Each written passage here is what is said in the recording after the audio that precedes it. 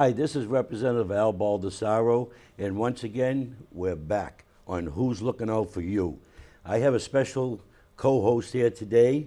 Londonderry is very fortunate to have their own Speaker of the House, Sherm Packard. Sherm, welcome. It's always a pleasure. I mean, we were only together last night at another meeting. Good morning, Al. It is morning, right? Yeah, it is morning, Al, yeah. and welcome to everybody in Londonderry. Yeah, Sherm, I tell you, it's been an exciting 2 years up there, hasn't it? Well, considering what we've been through over the last 2 years, the numbers we've had, which is the lowest number of majority that I think we've ever had in the history of the House, Right. and the amount of stuff that we accomplished as Republicans, I think is phenomenal. That's, yeah, I mean, the budget cuts, the money we sent back Right. to the cities and towns, and we can go into that when when we get Laura. when we get right. Laura here. Yeah. We'll be doing another show after this one, yeah.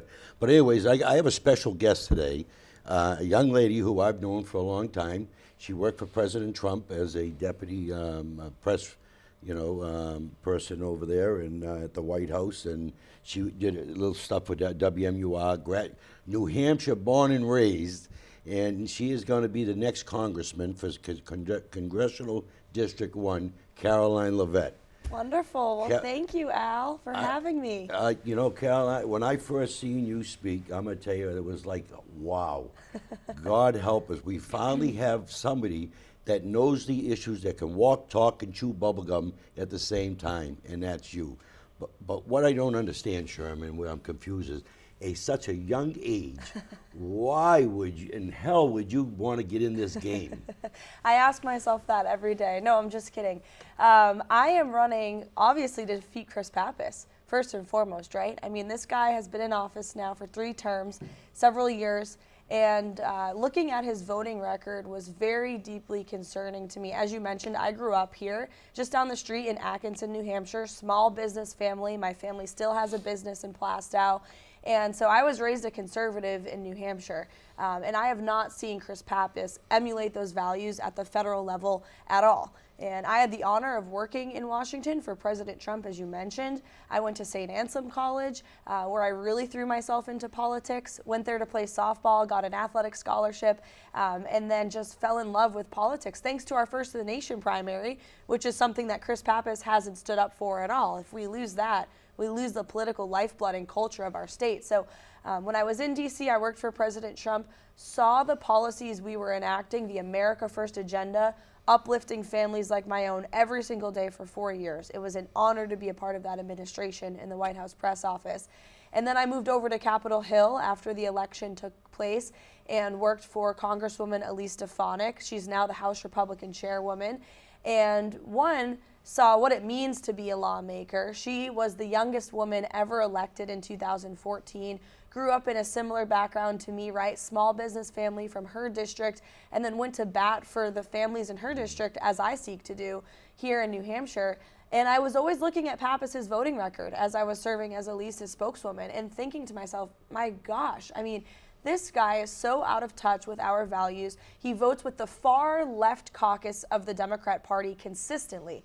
And we govern, thanks to you guys, thanks to Speaker Packard and to you, Representative Baldasaro, so well at the state and local level in New Hampshire, and our federal delegation is completely out of touch. So frankly, I got sick of seeing Republicans lose to Pappas. I think he's weak. I think he's very vulnerable, and his voting record ultimately needs to be exposed. So that's what I've been doing the last 6, 7, 8 months now that I've been campaigning. We have a phenomenal campaign, and I really look forward to finally flipping this seat red, especially with this disastrous Biden administration and all of the consequences we're really feeling here at home now.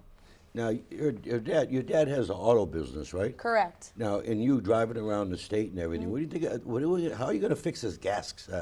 Yeah, absolutely. I talk to voters every single day, as you guys do as well. This is definitely the #1 issue I believe they're facing alongside inflation. And look, in the Trump administration, we were finally, right, energy independent for the first time in American history. And why was that? Pretty simply, we unleashed America's energy independence by tapping into the resources that we have here at home. And on day 1 of this administration, Joe Biden took executive action, which You can question the constitutionality of that, right? His executive order to cancel the Keystone Pipeline wiped away thousands of energy jobs along with it, and then to put the ban on drilling on federal reserves as well. So he's making it incredibly difficult for these oil companies to do their jobs and to tap into the resources here at home. Then we're begging our adversaries overseas who absolutely hate our guts, right? Venezuela and Russia, we're begging them to produce more oil for us. And so the hypocrisy, right, that's putting America last.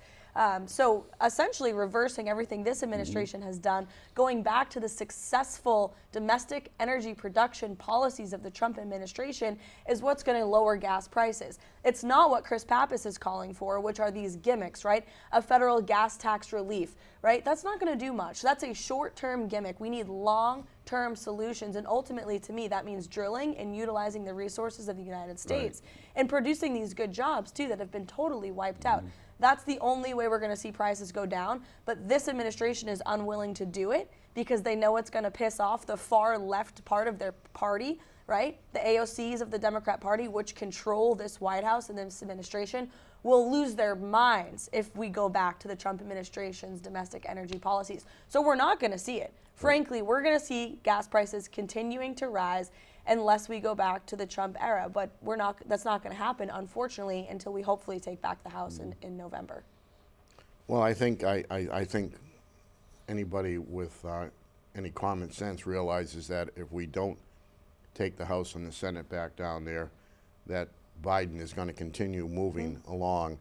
And I mean, we're hearing that some prices might be as high as $7, $8, $9 by the end of summer. Right.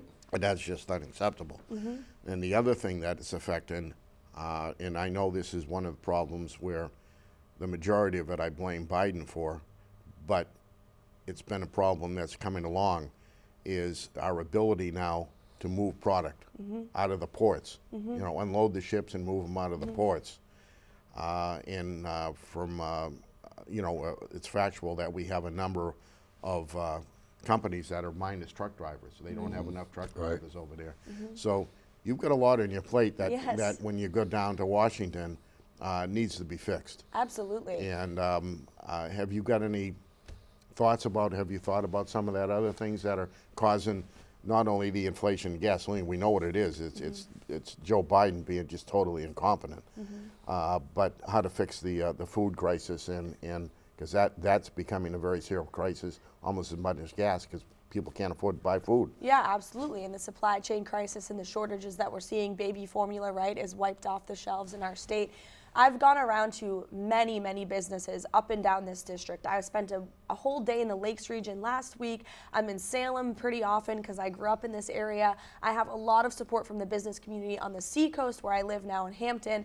And all of our business owners, as you mentioned, Speaker, are facing two issues: inflation and a massive labor shortage in our state right now. And so what do I think goes into that labor shortage? I think one, right, the federal government was paying people more to stay home for a long, long time. And people, unfortunately, were really mooching off the federal government, using COVID as an excuse not to go back to work, which it never should have been in the first place. And might I just make this very clear? I believe, in my eyes, and I know you guys believe this as well at the State House in Concord, every business is essential. And at the beginning of this pandemic, there certainly were a lot of unknowns, but no business in New Hampshire or any state in this country should ever have to lobby to prove why they're essential, right? When you're employing people and you're giving them a paycheck and you're ensuring that they maintain their livelihood, you are an essential business. I don't care if you're an ice cream stand like my family owns, or an auto body shop, or a hospital. Every single business is essential. So that's one point I just wanted to make there. But the lack of labor I think we have,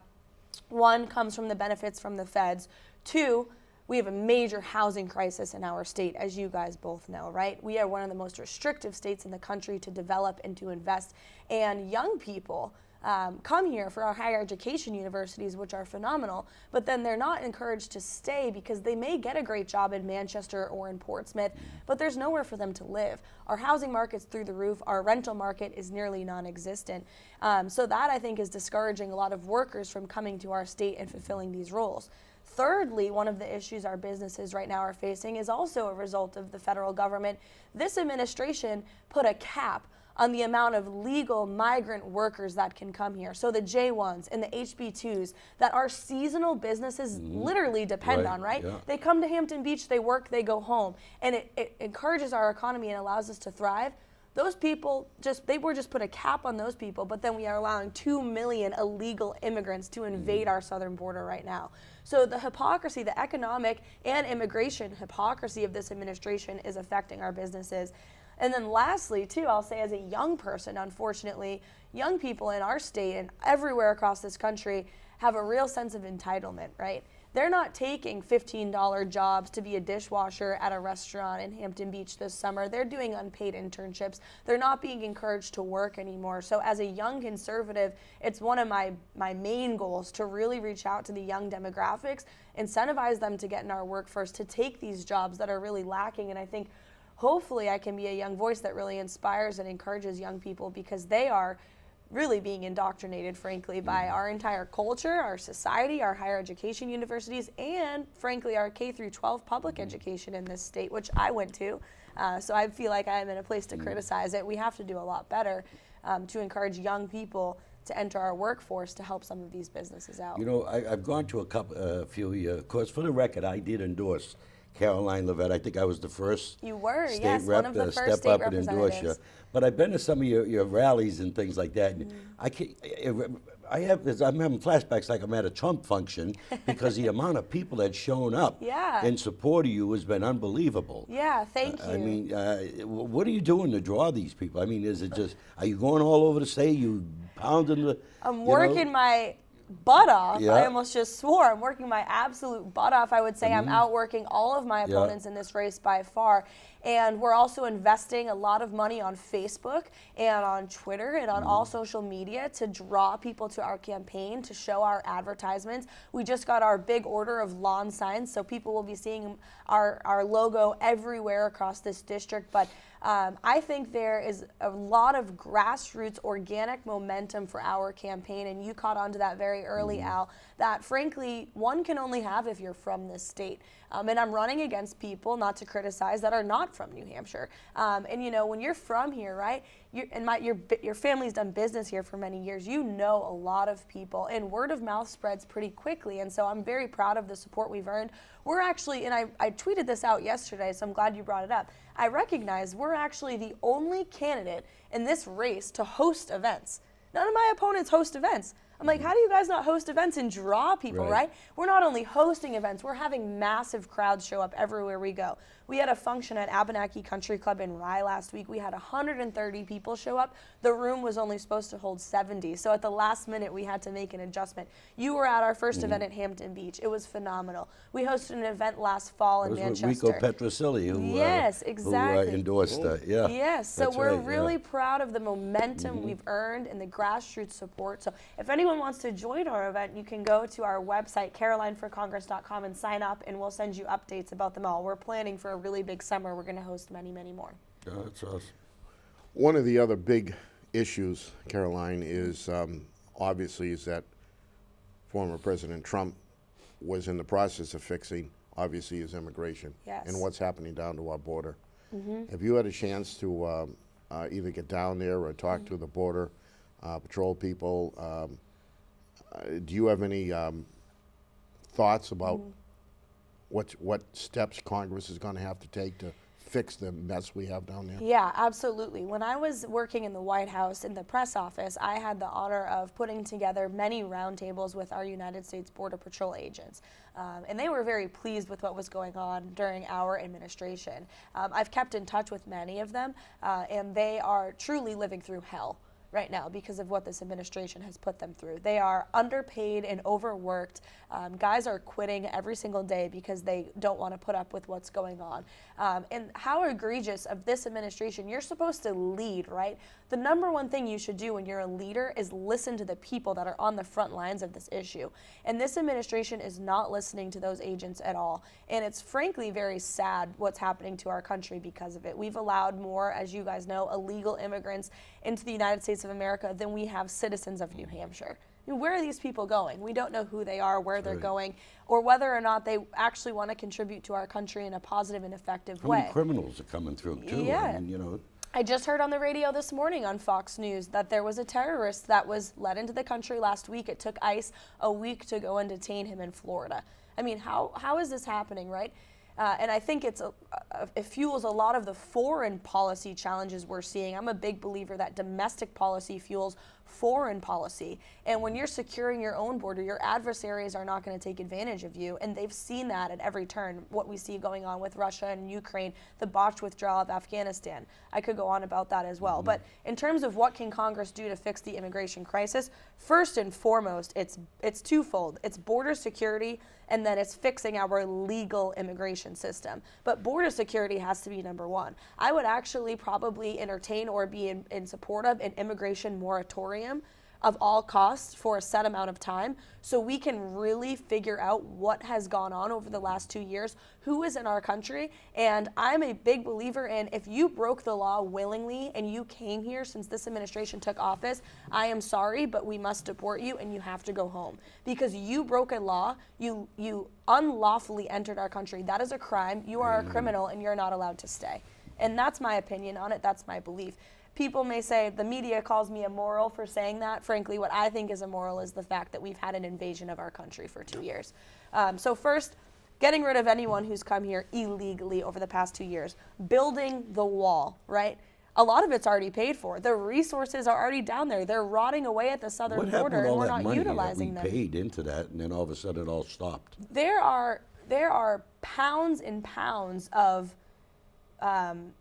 metal and equipment and resources to build the wall, and it's literally tons of it just sitting at the border Rusting right out, now. And this administration has signed an executive order, put a block on building that infrastructure. But then our senators just came out and said they're for border infrastructure. These people are so hypocritical, it's not even funny. Building the wall, immigration moratorium, right?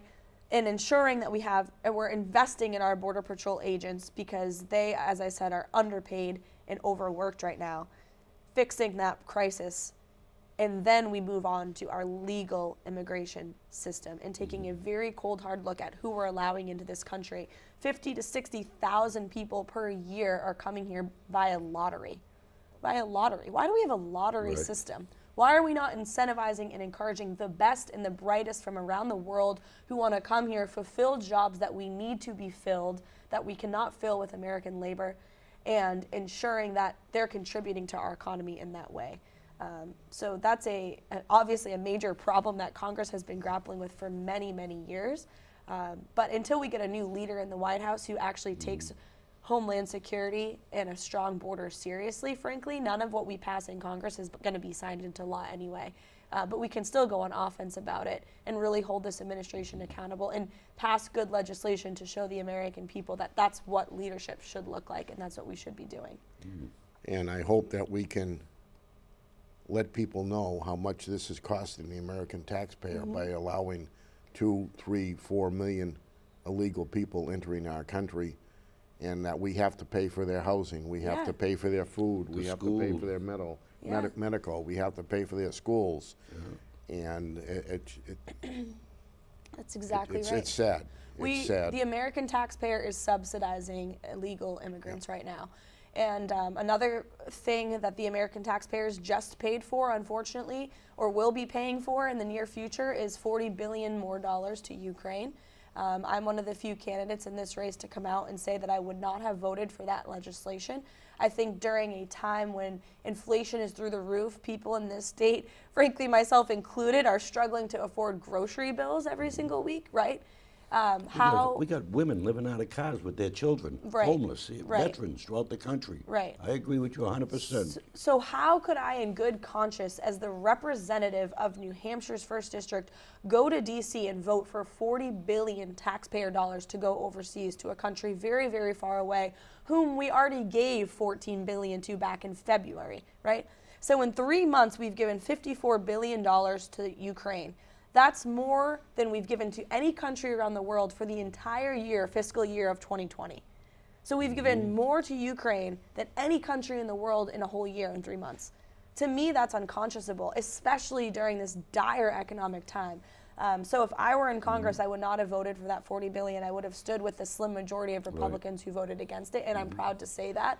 I just could not be the representative for New Hampshire and vote to send $40 billion more tax dollars overseas. When we also have crippling national debt, by the way, that my generation's going to have to pay for, which is another reason that I was compelled to run. Well, you know, we're in an arms race right now, and people aren't even talking about this with China. China's built more ships than we have. They have more ships. They built all those islands out there in the China Sea. They're up to something, okay? And all we're doing is cutting back, letting people get out, forcing them out because you didn't want to get the vaccination. Right. Many of us are sick, just like myself from Desert Storm. I was forced back a vaccination that was a experimental, okay? And that next day we were throwing up, we were muscle issues, digestive. I end up with refluxes.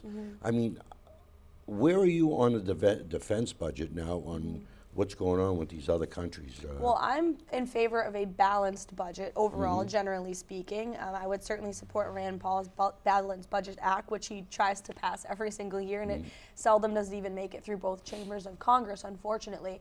I think it's terrible that we have a government that is spending more than it's taking in every single year, right? We all have to balance our checkbooks as citizens. We do it. We are the shining example here in New Hampshire, as you guys know much better than I do, that you can balance a budget even through the midst of pandemic and through the midst of everything we've seen with COVID. So DC has to get its act together with spending. I'm a fiscal conservative growing up here in New Hampshire, growing up here in a business family. I believe in that very strongly. That's why I'm, again, one of the only candidates to say that I would not support raising the debt ceiling. I know that goes against Republican leadership, Democrat leadership, what they want you to say and do, but we cannot continue to spend money that we don't have. There's so many programs that federal programs we can slash. I'm for abolishing the Department of Education. I'm for getting rid of a lot of departments in Washington that would really slim down our budget. It may take many years to dismantle and to do that, but we have to start somewhere. The federal government, the sole purpose of it, as our founding fathers intended, was for national security and homeland security. And so I'm absolutely for a robust military budget that is investing in our veterans, that's investing in our troops, that's investing in our airmen and our Marines, and advanced technologies to ensure we have the greatest fighting force in the history of the world. We did that in the Trump administration. And again, it's why our adversaries were not messing around with us. It's why the world was at peace. It's why we got the Abraham Accords signed. It's why the United States of America was the strongest that it's ever been, because we were investing in our military, not utilizing it, right? Not sending troops on the ground, but making sure our adversaries, especially China, knew that we were investing more than they were, that we were advancing new technologies faster than they were, that our soldiers were well equipped, a war-fighting machine, as you know, Al, right? What's this administration focused on? Diversity and CRT in the military ranks, and the politicization of our military is disgusting. I'm sure you're disgusted by it. I'm sure you are, right? Serving in the Marines, and thank you for your service. So focusing on investing in our military is a priority of mine, and then finding all these other crap federal programs to slash so we can do that while we're still, having a balanced budget at the end of the day. They turned the military into a socialized experiment. Yeah. That's what they did through transgender and other areas there. Yeah. And it's a shame what they're doing to them. We're as a Marine, we're trained to, blow things up, kill things, and leave and come home. Right. Not go in there and play politics, read them their rights and this and that. Absolutely. It's out of control. Yeah, and we're seeing that real politicization of every institution in this country. The military, our higher education system is a corrupt racket. Our public school system, we're seeing some of that trickle in here in New Hampshire as well. I've been a very outspoken advocate for protecting female athletics. I played softball, as I mentioned, at St. Anselm, and we've seen kind of this gender ideology push by the left that's really penetrating our society, that's brainwashing, frankly, my generation into believing that they can just be whatever gender they want. That's not true. And honestly, if we as conservatives are not willing to say that men and women are different and should be playing in different leagues and should have different bathrooms and sit in different prison cells, then we've lost everything, in my opinion. So I've taken a really strong stance on that. Wow. What do you think, Sherm? Young, motivated, kick butt, take names? She's definitely young, motivated, and she's a native like myself. Yes, that's right, There's sure. there's not too many of us left. There's not. That, Are true you, natives. do you realize that New Hampshire is one of 27 or 28 states that has a resolution in for a balanced budget for a Constitution Amendment, Article 5? Really? No, I didn't I was know the that. chair when we passed that under Bill O'Brien. I love that. And we pushed that. Now, of course, you got to get, a few more states in there in order to have a Constitution amendment. Right. But I refuse to support any more, Article 5s. Yeah. When I, chairman or when I was on the Veterans Affairs Committee. See, perfect example of doing it right at the state and local level here in New Hampshire. And thank goodness that we have a strong legislature to do what you guys do, because our federal delegation Sherm Packard is... leading the charge, I kicking butt and taking know, names. Absolutely. We got a rainy day fund that's through the roof. We got more money than... Yeah, how much? What do we have in the rainy day fund? Right now, a little bit over 250 million. It's the highest it's ever been.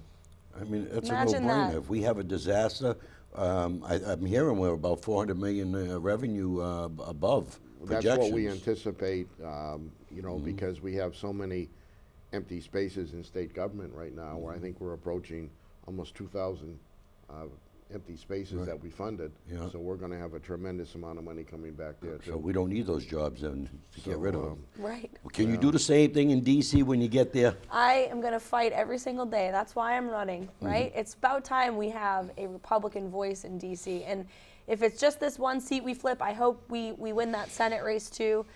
The rest of the federal delegation might not like me very much. They might not invite me to their press conferences, but I will never waver in my conservative beliefs. So Let me, if you can look right into the camera, talk to the people, and why that you want their support. How do they get in touch with you? Website, phone number? Yeah. Absolutely. Well, please go to my website. It is karolineforcongress.com, and it's Karoline with a K, Karoline Leavitt, Leavitt. As Representative Baldasaro said, I'm a New Hampshire native, born and raised here, went to St. Anselm, grew up in a family business, and then had the honor of serving President Trump in the White House. So I've been to D.C., I've seen how corrupt it is. It's time to elect young people to really go down there and shake up the system. I'm a big believer in term limits as well, and really achieving a government for the people, by the people. This is the year to do it. Chris Pappas has to go, and Nancy Pelosi too, by the way. She has well served her term, and it's time for her to go back to the dump of San Francisco. Although I saw she bought a house in Florida. How ironic, That's right? what I heard in the free Jupiter. state of Florida. That's she right up wants the to street from my retire. condo, about 20 minutes ride. Exactly. No, but I can't wait to campaign in Londonderry. We'll be marching around this summer, and hope to have your support. September 13th, don't forget to vote. That's the right. most important thing. Well, I want to thank you very much, Caroline, for coming on and talking to the people in Londonderry so they can see who exactly you are. Thank Okay, you. and it definitely will make a difference here because Londonderry has a lot of young families. Yes, absolutely. Okay, here. And of course, my co-host, Sherm Packard, we're going to have another outstanding candidate stepping up here for our next show there. So I want to thank you once Yes. again for coming. Thank you, Representative. Thank you, Speaker. Thank you, Caroline. Thank And- you. We will see you the next time. This is Who's Looking Out for You. Thank you for watching.